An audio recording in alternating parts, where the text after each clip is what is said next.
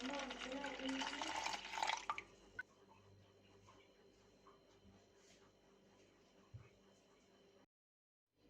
عليكم، انا نجلة. اهلا بيكم في قناتي ماما ورودي في المطبخ. انا امبارح كنت غسلت فول مدشوش، كان عندي كده ده ربع كيلو. انا غسلته كويس ونقعته في الميه وبقى بالمنظر ده وبقى طري كده. شايفين بيتقطم عادي خالص كده. فان شاء الله انا هعمل بالفول ده انا هعمل بيه طعميه. انا زي ما انتم شايفين الميه، شايفين بقت لونها عامل ازاي. انا هغسله كويس قوي من الميه واسيبه يصفى وابتدي بعد كده اشتغل بيه. تعالوا نشوف مع بعض احنا هنعمل الطعميه ازاي وايه اللي هنحط عليها علشان تبقى طعميه جميله وطعمها حلو وهشه. تعالوا مع بعض بقى اقول لكم على الحاجات اللي هحطها على عجينه الطعميه بتاعتي. اساسي فيها طبعا احنا قلنا الفول المدشوش. انا دلوقتي شطفته وسايباه بس يصفى من الميه بتاعته اهو في مصفى.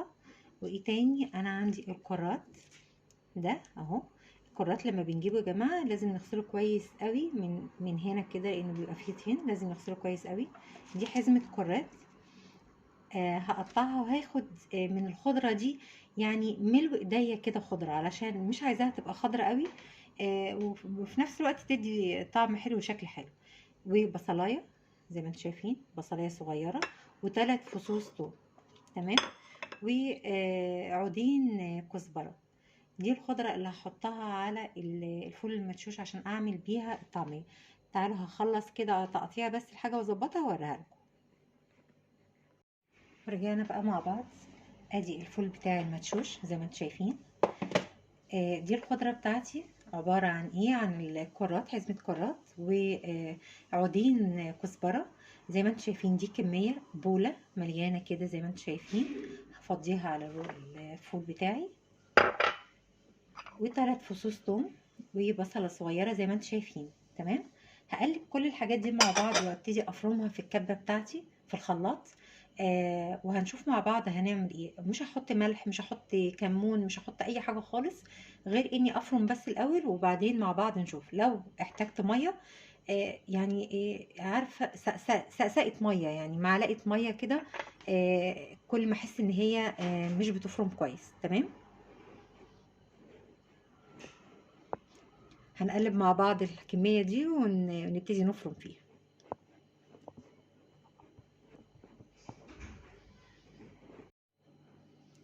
انا قلبت كده كل المكونات بتاعتي مع بعض زي ما انتم شايفين كده. وهبتدي احطها في الكبة. فضي شوية شوية ونفرم. انا مش هسيب الكبة اثناء التصوير في الفرن علشان بس الصوت. بس هوريكم هنعمل ايه وبعدين اما اخلص هوريكم شكل الحاجة عاملة ازاي.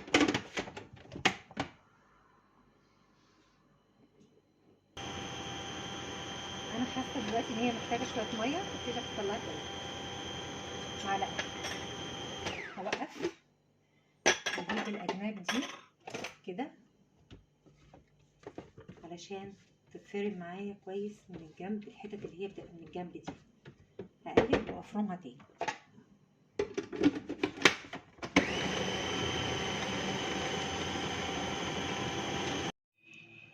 بصوا دي كده اول فرمه، طبعا مش احسن حاجه ولسه خشنه جدا. فاخدت الجزء التاني من الكميه بتاعتي وهفرمها وبعدين ارجع افرم تاني كله مع بعضه.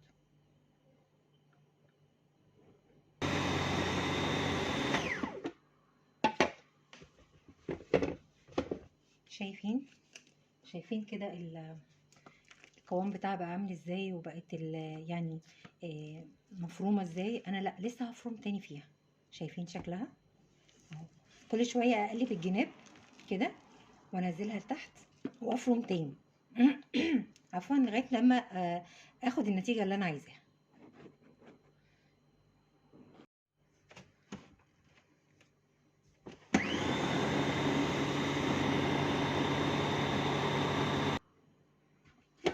تعالوا بقى اوريكم كده شكلها بعد ما خلصت ضرب فيها. بصوا بقت عامله ازاي. بصوا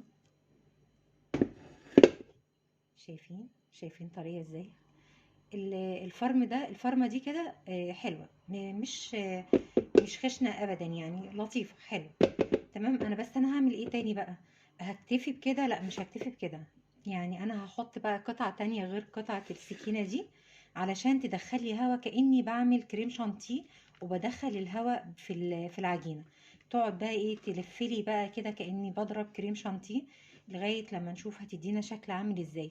لو القطعة دي ما جابتش النتيجة اللي انا عايزاها هضطر احطها في العجان واضربها بالكف عشان تديني النتيجة اللي انا عايزاها. تمام. بصوا انا كده نقلتها للعجان علشان لقيت ان القطعه اللي انا حطاها دي هتبقى ضعيفه وهي كانت مشروخه فهتبوظ خالص. فنقلت كل الكميه بتاعتي في العجان وهبتدي اضربها كاني بعمل كريم شانتيه بالظبط. عايزينها تفور، بصوا لونها، عايزاكم تشوفوا اللون بتاعها، بصوا لونها عامل ازاي. هنشوف بقى بعد الضرب هيبقى لونها عامل ازاي مع بعض وهنشوف هيبقى شكلها عامل ازاي. مش هطول بس عليكم.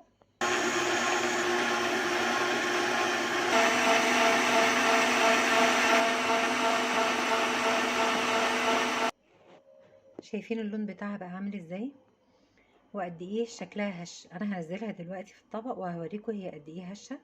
وطبعا علشان انا مش هستخدم كل الكميه دي وهحمرها دلوقتي، هاخد الكميه اللي انا عايزاها احط عليها الملح بتاعي اللي انا هحيق بيه، والباقي هشيله من غير اي حاجه خالص. وهوريكم دلوقتي هعمل ايه. تمام. شايفين لونها جميل ازاي.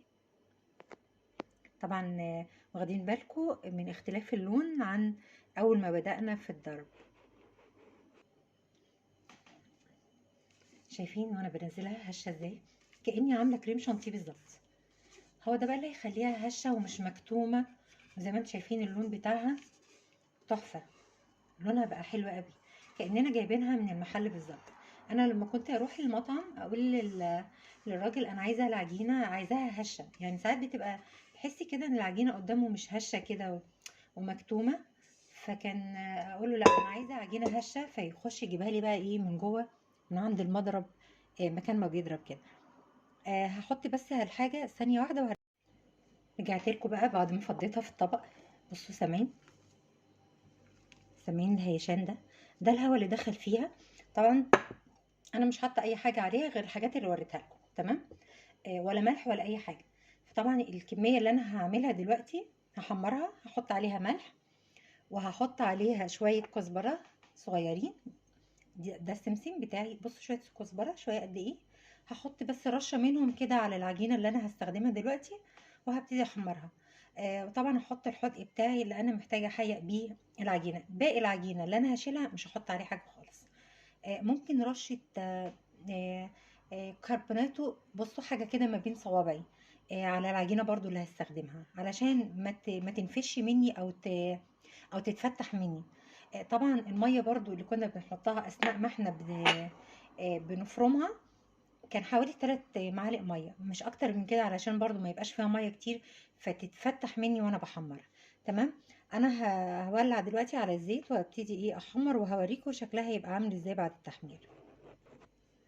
هاخد الكميه بتاعتي اللي انا هستخدمها اهو،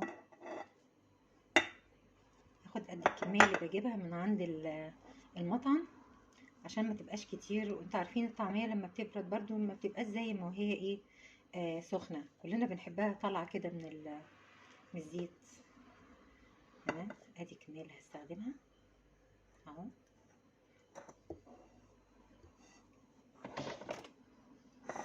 اهي دول الشويه اللي هحمرهم دلوقتي. شيل دي بس كده على جنب لغايه ما اظبط دي ملح.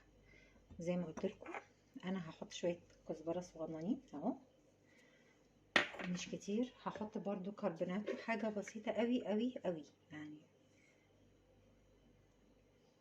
بصوا على الكميه دي شويه، بصوا حاجه عامله ازاي اهي، حاجه كده ما بين ايديا صوابعي زي ما انتم شايفين. احط الملح ولا بس الاول على الزيت.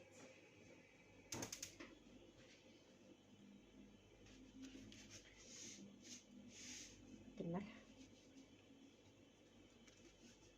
هبتدي اقلبها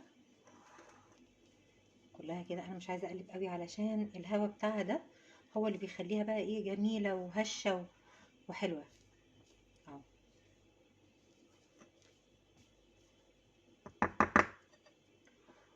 طبق بقى صغير كده فيه شويه ميه وهخليهم جنبي وانا بعمل علشان ابل ايديا اثناء ما انا ايه شغاله.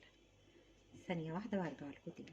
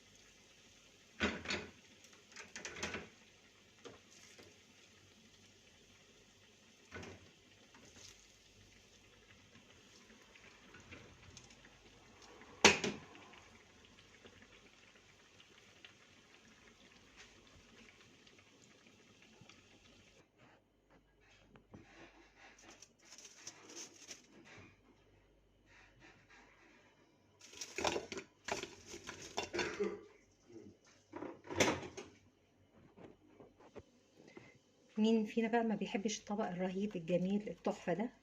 طعميه سامعين؟ شايفين شكلها ولونها؟ هعملها بقى سندوتشات مع الطماطم، دي اهم حاجه سندوتشات الطعميه. هعمل سندوتشات وهوريها لكم. يا رب الطعميه اللي انا عملتها تعجبكم وتجربوها. على فكره حقيقي بجد والله تحفه تحفه تحفه، مش قادره اقول لكم قد ايه طعمها حلو قوي وهشه وطعمها جميل.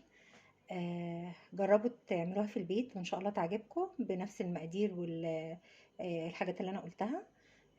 وإن عجبتكم الوصفة اللي أنا عملتها في طريقة عمل الطعمية، يا ريت تدوسوا بقى لايك وشير وسبسكرايب، وأشوفكم في فيديو جديد.